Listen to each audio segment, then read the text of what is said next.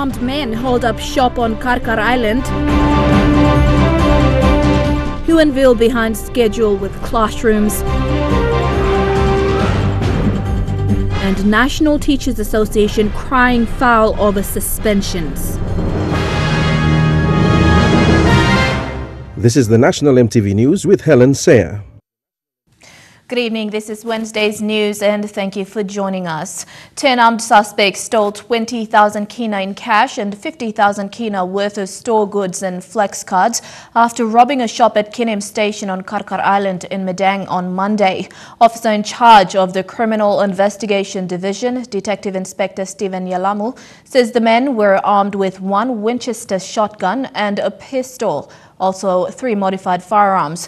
The armed men held up the shop owner, an Asian, between 8 and 9 a.m. when he opened the shop for business. In the process of stealing from the safe, the criminal stabbed the shop owner on his arm. Martha Louise files this report from Madang. Police say the 10 armed men held up the owner of the shop between 8 and 9 a.m. on Monday and ordered him to open the safe. Local police were alerted and went to the scene where they exchanged gun swords with the criminals.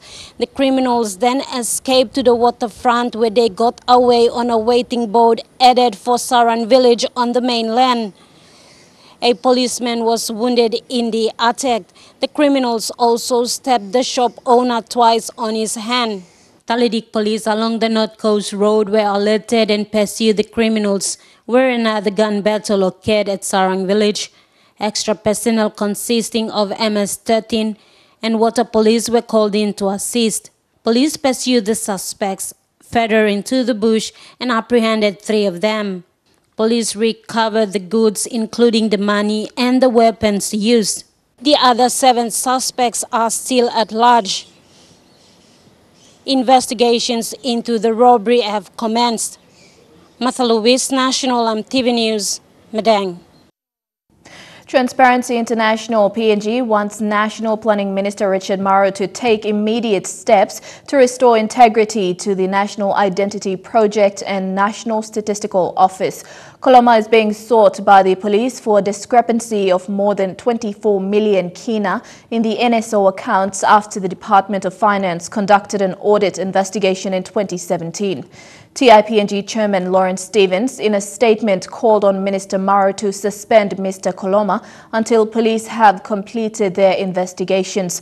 He said the NID is vital to safeguarding the country's democracy and the NSO is essential to measure the government's efforts in national development. He said both assets belong to the people of Papua New Guinea and the people should be afforded the proper respect by the public servants employed as their caretakers. The chairman of the Parents and Citizens Association of Huonville Primary School in Lae is calling for volunteers to help them finish the 2 temporary classrooms before the end of the week. Anton Warakai and other parents and staff began the project after 6 classrooms were condemned by the building board. They now have 4 days to complete the buildings and they need at least 40 volunteers to help them complete the buildings. 2 weeks ago, staff and parents from Huonville Primary took a leap of faith. With no government support and no money for new infrastructure projects, they raised 20,000 kina and began building 6 temporary classrooms. They hoped that by the end of week 3, this week, the buildings would be complete, but they are behind schedule. Today, the chairman of the PNC issued a call for at least 40 volunteers to help them complete the buildings in 4 days. But appeal now, like extra manpower will come on board. Free of charge, we don't have any money to pay you. But you come and help me. You carpenter, you stop, you builder, you stop. Come help him and finish him these little buildings so that we can start early. We got only 4 days left now. This is Wednesday, we got Thursday, Friday, Saturday, Sunday. So people need him help him. When they began, it was an ambitious project done by a small team of staff and parents and other volunteers. This afternoon, Barlow Industries delivered metal sheets for the walls and roofing iron. This delivery was made possible by parents who work for Barlow Industries. Barlow is the first company to make a donation. So far, there's been no firm word in relation to funding from the Morobe provincial government. Government has not come in. My biggest concern is that the government has not come. The governor has not listened to us. So many people have promised us so many things, and it did not take place. It did not materialize. If they can give us at least 50,000, we will complete all these buildings and get the school back while we look for money to rebuild Huonville. Our students are waiting and eager to come back to the classes, as we have assured them in week 4. But looking at where the things are going, we don't think the classes will start as we have planned for. And by Friday, if the PNC is not able to muster enough volunteers, classes will be delayed for another week. Scott Waide, National EMTV News, Lae. You're at National EMTV News. We go for a break now, but we'll be back shortly with the day's other stories. Stay tuned.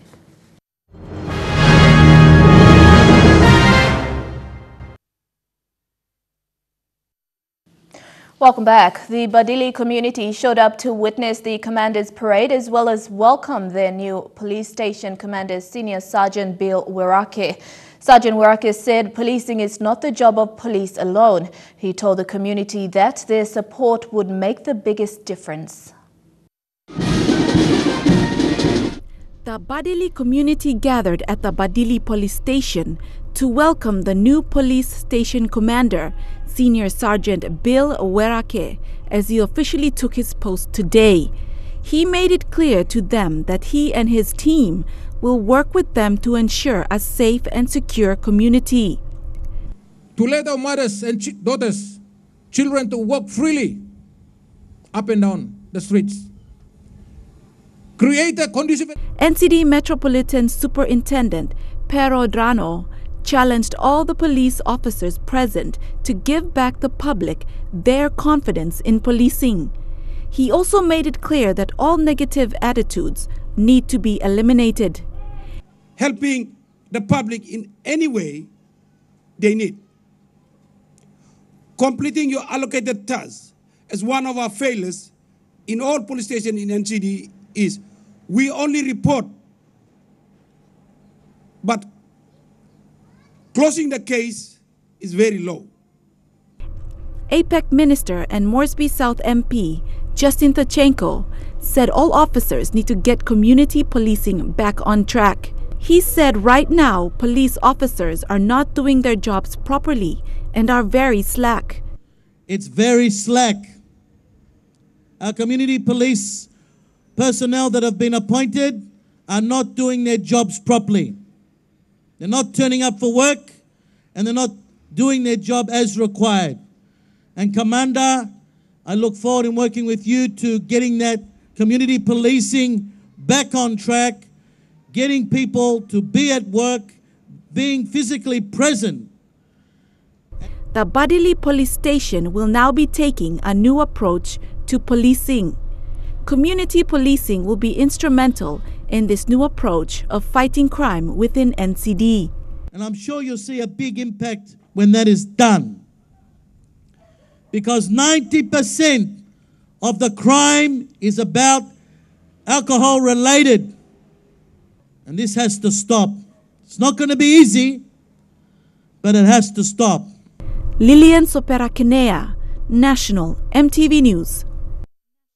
50,000 matured cocoa seedlings were given by the Cocoa Board to the Labuta Cooperative Society in Lae today. This is the first time they've received help since the cooperative was established 5 years ago. It will help boost the participation of local farmers and also the quantity of cocoa produced in Morobe in the coming years.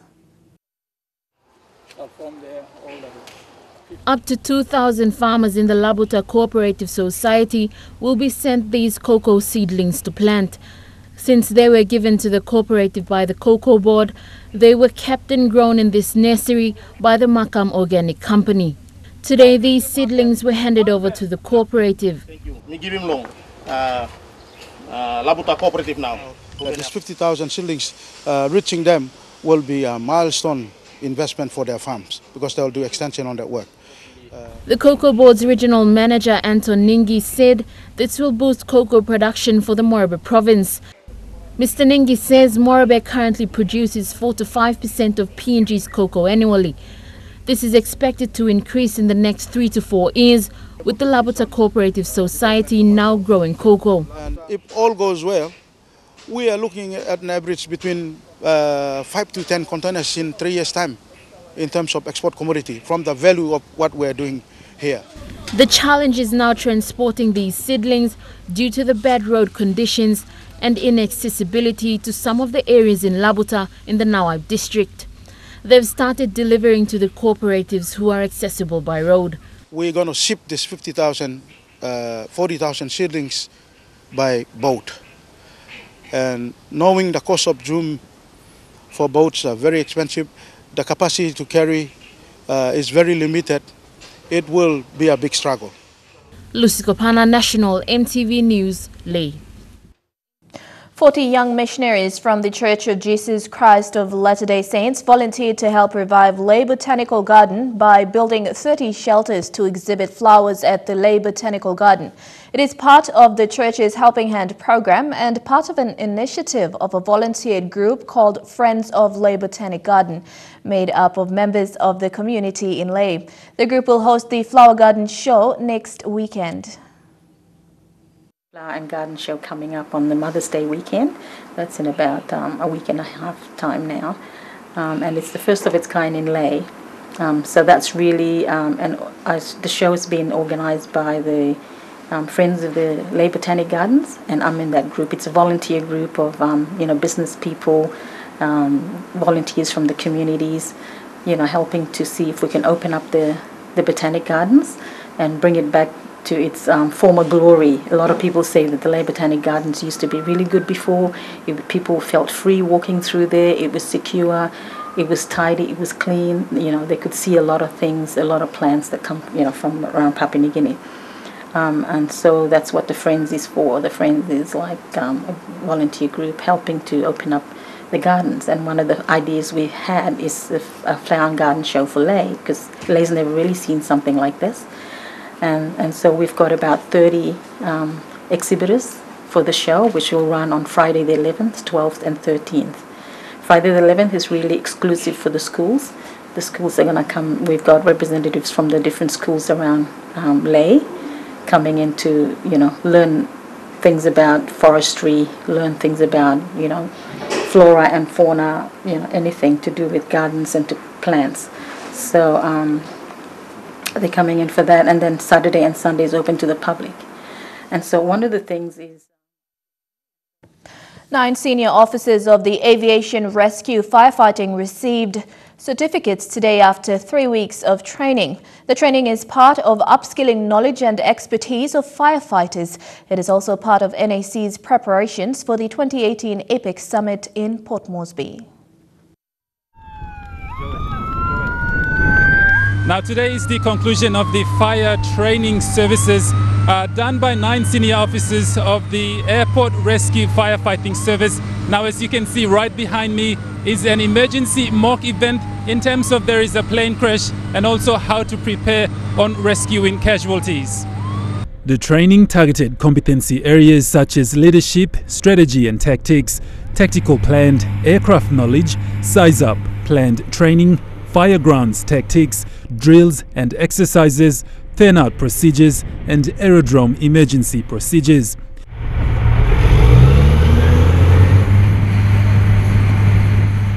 Leo Kaptigao says when it comes to emergency procedures, in the event of a plane crash, several techniques do apply when attending to the rescue. So basically this training is enables him to be able to respond to any emergency of an aircraft. Whenever there's an aircraft crash, these officers are now competent to lead a team to address those emergency response. The training is an ongoing exercise that is regularly done to refresh the knowledge of all firefighters. This is basically, in all our airports, we have, in a day we have duty officers. So this basically is a rating training for our duty officers, and that's every day. That's day in, day out, and it's a competency that's required for all our duty officers. So regardless of APEC or whether it's APEC or not, we still are prepared for that. Chief Operating Officer Bob Parkinson alluded that NAC is more focused on regulation training for the aviation industry. He says it's also about having all the right gear and planning ahead. What we're doing is upskilling all our staff. This leadership training here is part of the next step for them to become duty fire officers. And so what we want to do is, as NAC, is to make sure that we've got the right people in the right jobs, well trained throughout the country. Because our training department has got more focused on making sure that we roll out the training that's specific to what we need to do. You know, there's always the touchy-feely training you do, and we still do that, but this is the civil aviation type regulation training that we're doing, and that's why we have to do that. The mock drill is all about aviation rescue firefighting's effort in preparations for this year's APEC summit in Papua New Guinea, Port Moresby. Godwin Aki, National EMTV News. The PNG Teachers Association says it is disgusted in the Teaching Service Commission and the Department of Education over the automatic suspension of around 10,000 teachers nationwide. PNGTA National General Secretary Ugwalubu Moana said this issue is just one more to add to a heap of unresolved matters. At a conference last week, the PNGTA called on the TSC to provide the exact number of teachers on and off the payroll and called for the payroll system to be properly managed. He also argued that the ALESC pay system used in payroll was also outdated, and the PNGTA had submitted a recommendation to the Parliamentary Referral Committee for it to be reconfigured back in 2014.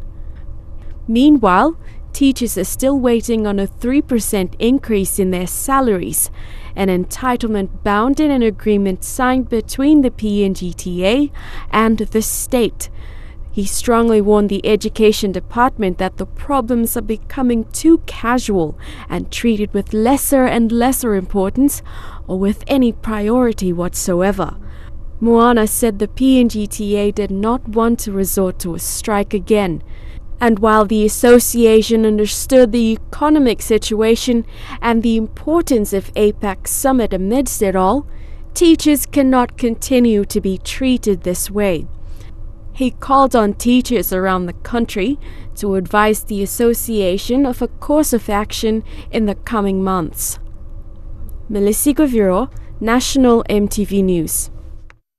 This is Wednesday's news. We'll have more stories for you when we come back. Stay tuned.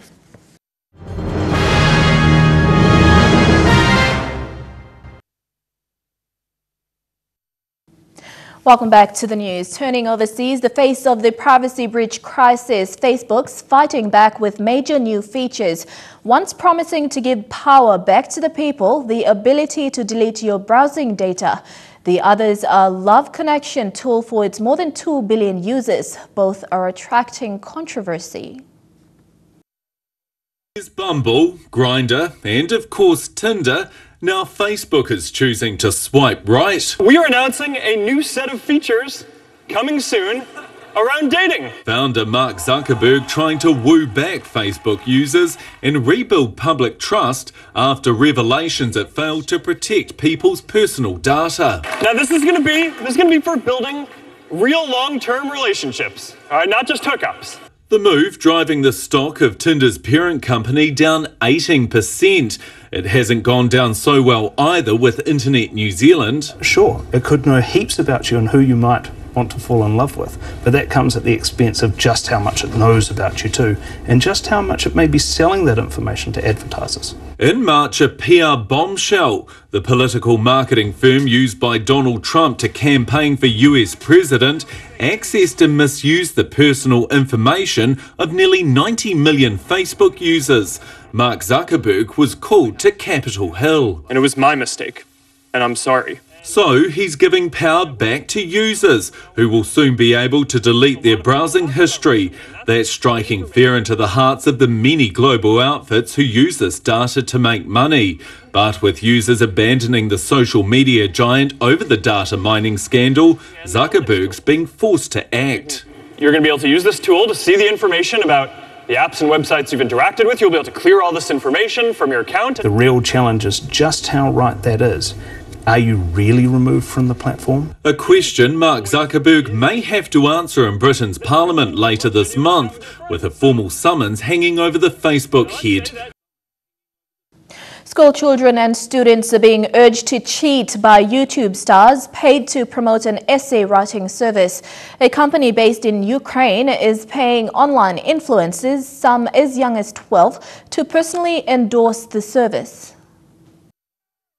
YouTube channels reach millions each day. I'm back with another prank. We're checking out a compilation of really stupid people. The creators have huge influence that business wants to buy.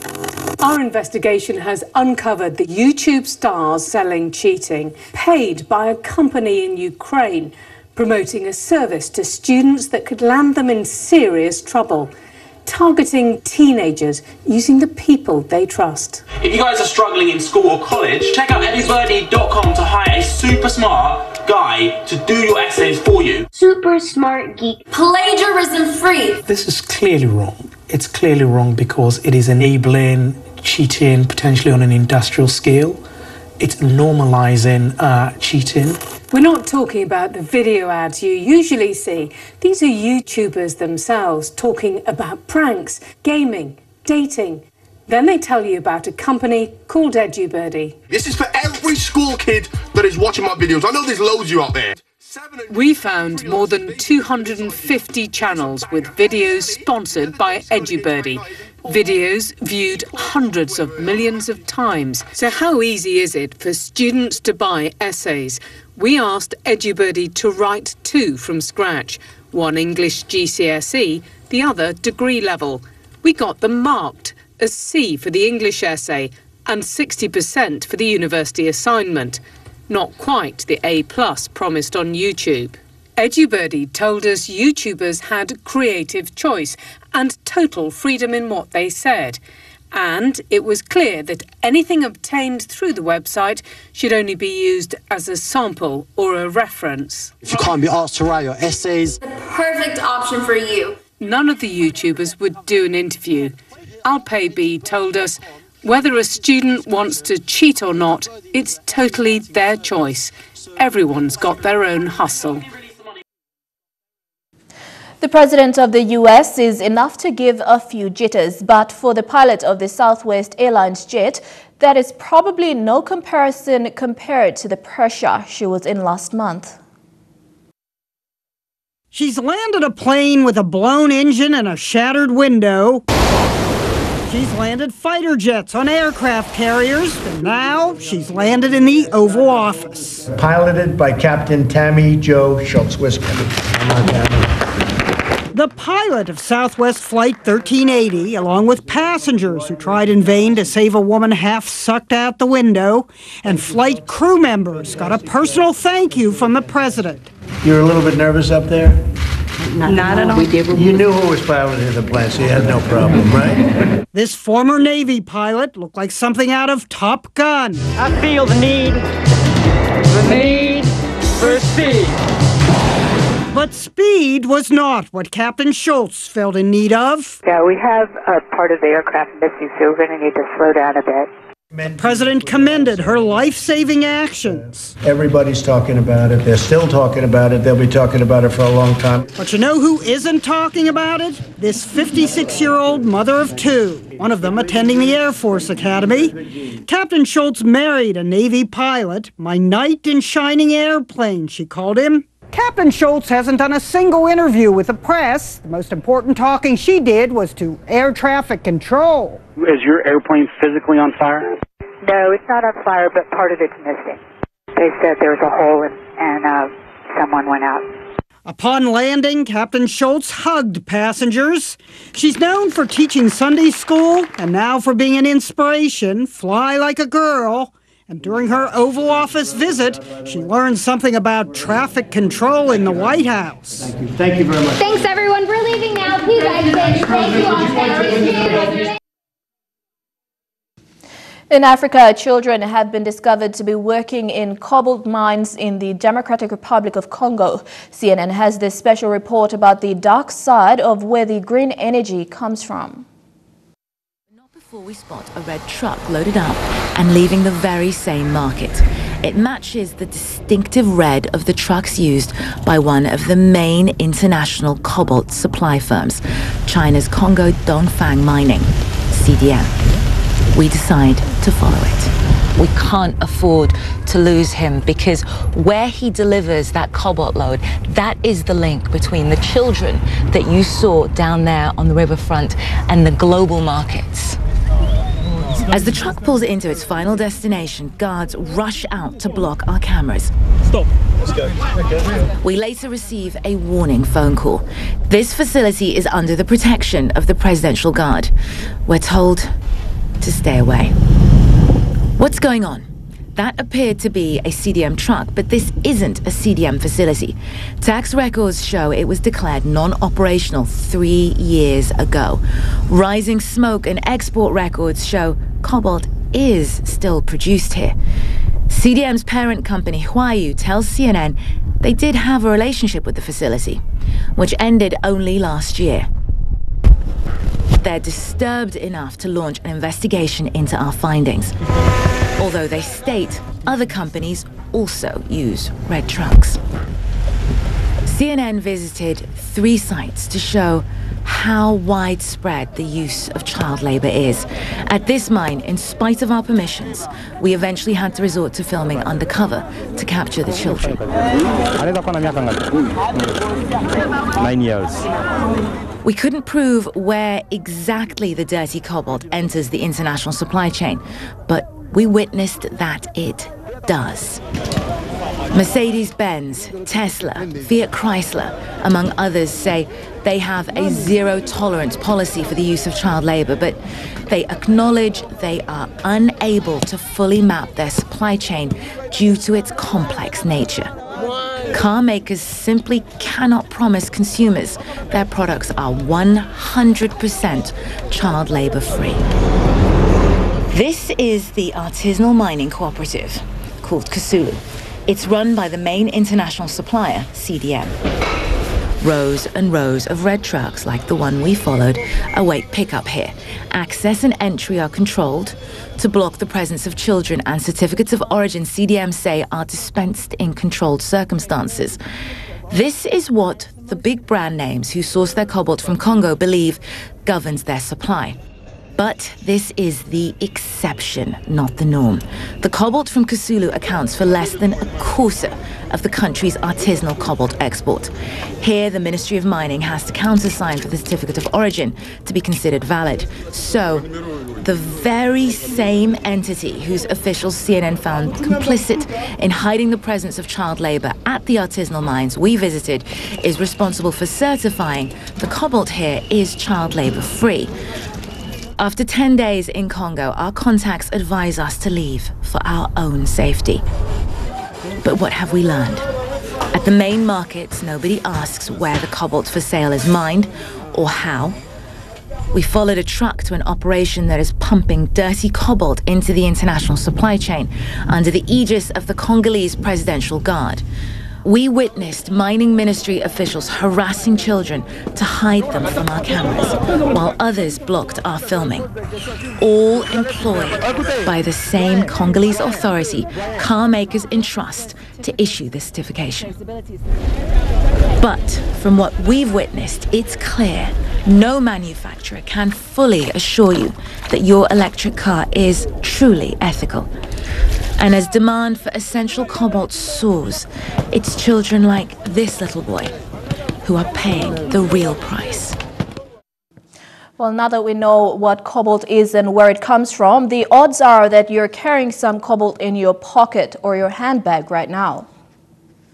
Now's the time to double down on renewable energy and biofuels and electric vehicles. UK government with industry in the UK is supporting the growth of this industry. If you take a look at what the Chinese are doing, they're talking about having 7 million electric vehicles on the roads by 2025. Today they have maybe just over 1 million. In the global race for a low-carbon future, governments and businesses from Silicon Valley to Shenzhen are going all in on electric cars. And for one once obscure element, it sparked a gold rush. In the last 2 years, cobalt prices have spiked 300%. And that's because experts say it has one specific property critical for electric cars. It's really to prevent what's called thermal runaway, and that's just a technical term for the battery getting hotter and hotter and hotter and ultimately exploding. Can you have an electric car without cobalt? You can, but it affects energy density, it affects the cycle life of the car overall. Well, electric cars need a lot of cobalt. If this is the typical Tesla Model S, it's 85 kilowatt hours. That's roughly about 112 pounds of lithium and about maybe 15 pounds of cobalt. It's likely many of us are actually carrying a few grams right now inside our cell phones. The cobalt's buried deep in the battery's chemistry, not just of iPhones, but most modern cell phones. How much cobalt would be in this iPhone? Probably 3 grams, 3 to 4 grams. When you think about the number of iPhones or the number of cell phones that are sold globally, it starts to add up. And in a future which many believe is increasingly battery-powered, the cobalt rush is not over yet. And back home now, organizations of persons with disabilities gathered today to critique, comment and add to the Draft Disability Authority Bill 2018. This group made very critical assessments and recommendations of the bill as it will affect them the most. Constitutional and Law Reform Commission Director, Drafts and Advisory Lae Stanley said that she was pleased with the input different parties have made. Day 2 of consultations for the Draft Disability Authority Bill 2018 saw organizations of persons with disabilities gather to critique, comment and add to the bill. This group made very critical assessments and recommendations. What does it mean for the labor and industry? For Department for Personnel Management, we really need the bill to really clearly articulate how governments can make the rights of people with disabilities real. And the bill should articulate that. That's what I want to see in this bill. So it's not just saying people with disabilities have the right to, but how do you operationalize those rights? PNG Stoma Association founder Janet Yaki represented those who have invisible disabilities. After going through the bill, she felt that they had no place. She asked the question, how do we fit in? I want them to include us, the invisible ones. Maybe persons with stoma, we are invisible, but there are other cases like mental cases, so there are other things that can be included in the invisible disability. CLRC Director Drafts and Advisory, Lae Stanley, told the media that she was more than impressed with the input from the different parties. However, with the question raised on invisible disabilities, her team will have to look at how they can fit it into the draft bill. But nevertheless, we are grateful that they are here so they can express their voice.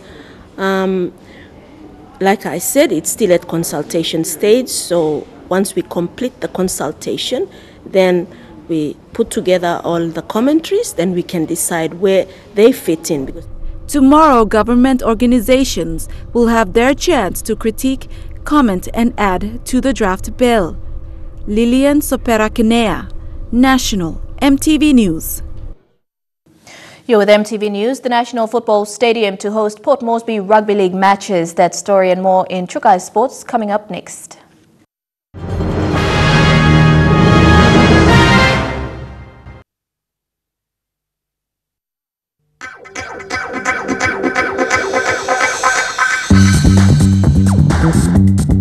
Chukai Sports.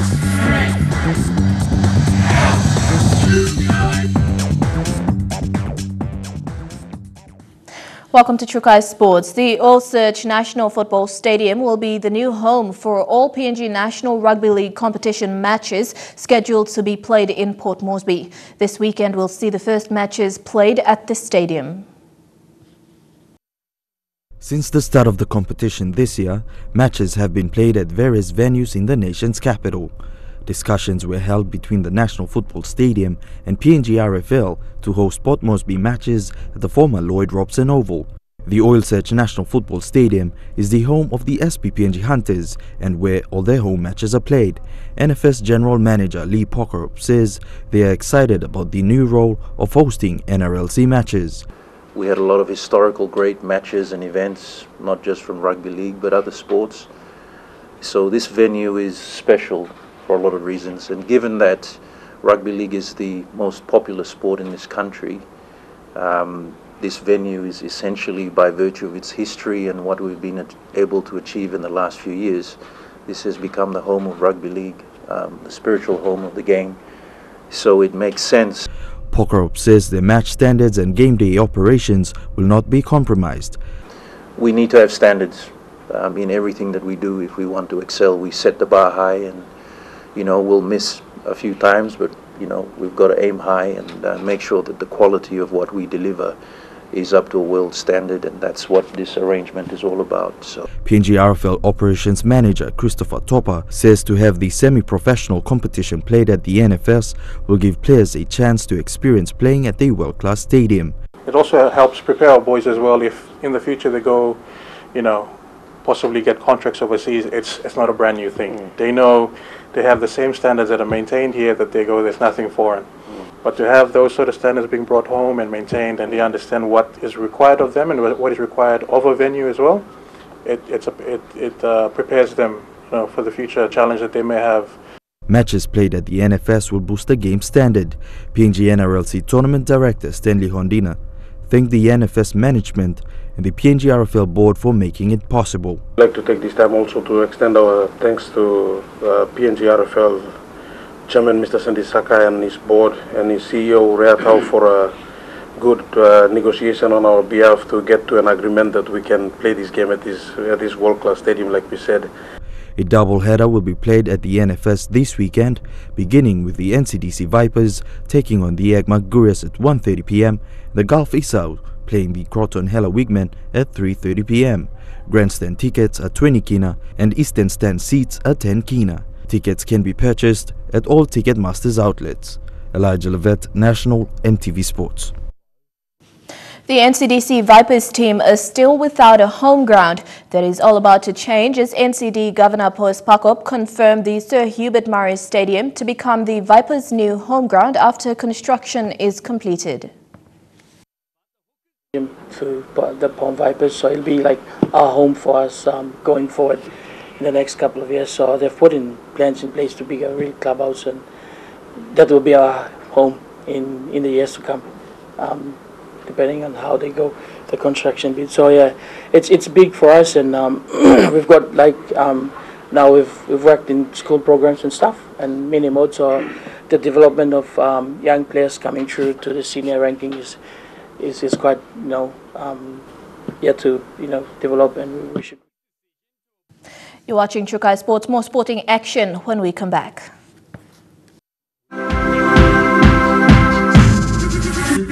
Trukai Sports. Welcome back to Trukai Sports. After 11 years of national representation, PNG batsman Vani Vagi Moria has called quits. That decision came after Moria lost his love beyond cricket, his wife Sibona Moria. Moria was on tour with the Barras when the call came for him to come back home. He got home in time to spend only 3 days with his wife before she passed away. His career now ends with 82 caps to his name. The batsman, who was singled out as the first centurion on home soil, is now faced with the challenge of 3 children single-handedly. While his team now works towards regaining their ODI status, Moria now is one batsman that will be missed. Moria plainly stated that he had lost interest. Now to the Indian Premier League, Dan Vittori's Royal Challenger Bangalore have kept alive their semi-final hopes thanks to a standout performance from man of the match Tim Southee. Southee's former captain Brandon McCallum also caught the eye to turning back the clock. Tuesday's game, both Royal Challengers Bangalore and the Mumbai Indians were in desperate need of a win. While it was RCB who got off to a flyer, Kiwi pace bowler Mitch McClenaghan made the first big play, removing the dangerous Quinton de Kock. Manan Vora blasted his way to 45, before two of the league's biggest superstars came together in Brendan McCullum and Virat Kohli.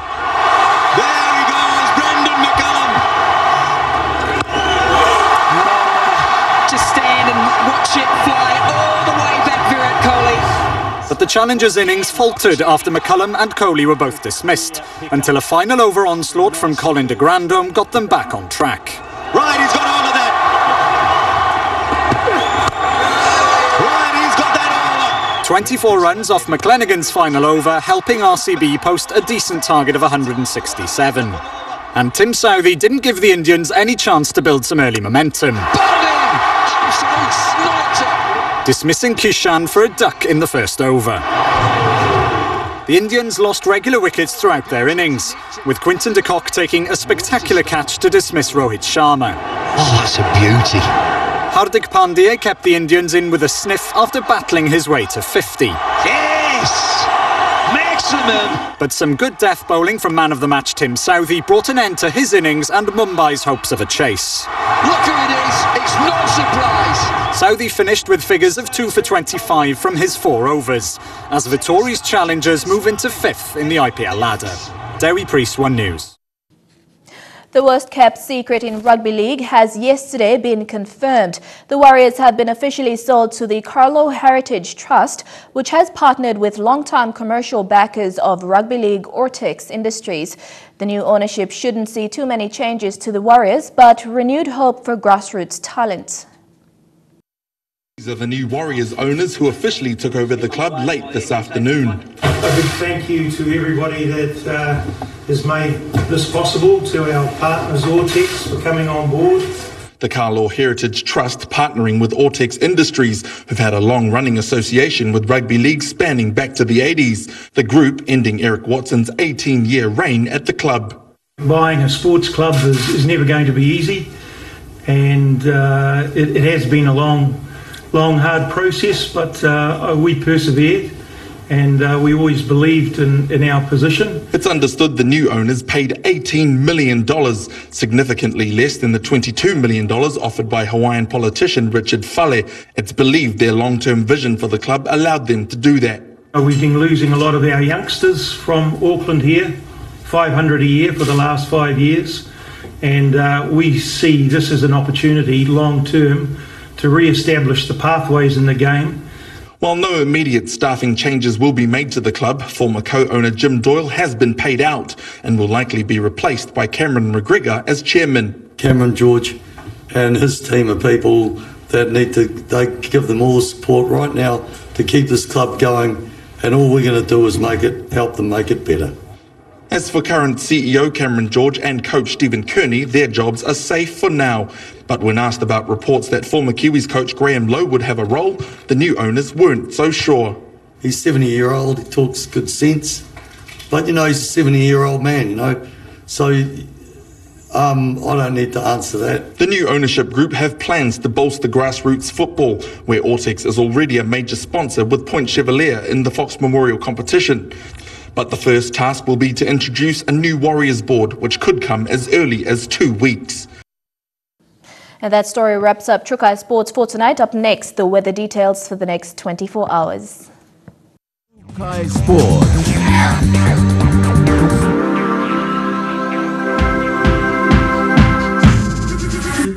Trukai Sports.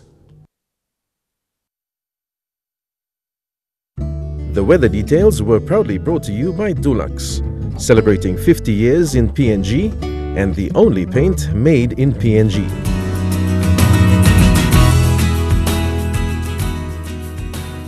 Looking at the weather forecast for tonight and tomorrow in the southern region, rain and drizzle this evening. In Port Moresby, thunderstorms tomorrow. In Daru and Popondetta, cloudy periods tonight. Tomorrow, mostly cloudy throughout. In Kerema, cloudy with thunderstorms tonight. Tomorrow, a couple of thunderstorms. In Alotau, cloudy periods. Some rain and thunderstorm can be expected tomorrow. In the Mamasa region, early rain this evening, some rain and thunderstorm tomorrow. In Madang, cloudy periods with some thunderstorm in spots tomorrow. In Wewak, mostly cloudy this evening, thunderstorms in some spots tomorrow. And in Vanimo, partly cloudy tonight, and tomorrow mostly cloudy throughout the day. In the New Guinea Islands region, cloudy periods tonight, some morning thunderstorms tomorrow. In Kavieng, thunderstorm periods this evening and more thunderstorms can be expected tomorrow.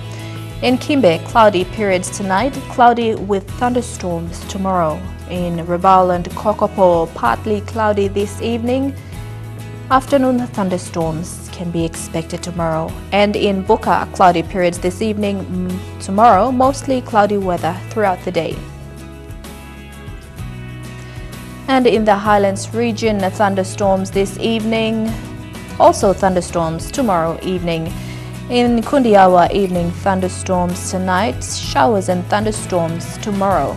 In Mount Hagen, showers this evening and afternoon showers tomorrow. In Mendi, evening thunderstorm tonight and a few afternoon thunderstorms tomorrow.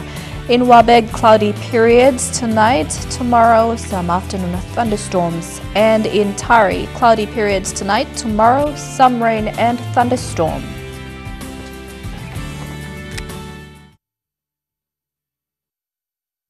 The weather details were proudly brought to you by Dulux, celebrating 50 years in PNG and the only paint made in PNG. And before we go, here's a recap of tonight's main stories. Armed suspects terrorized local shop in Madang. Huonville Primary behind schedule with temporary classrooms, and National Teachers Association not happy with Teaching Services Commission.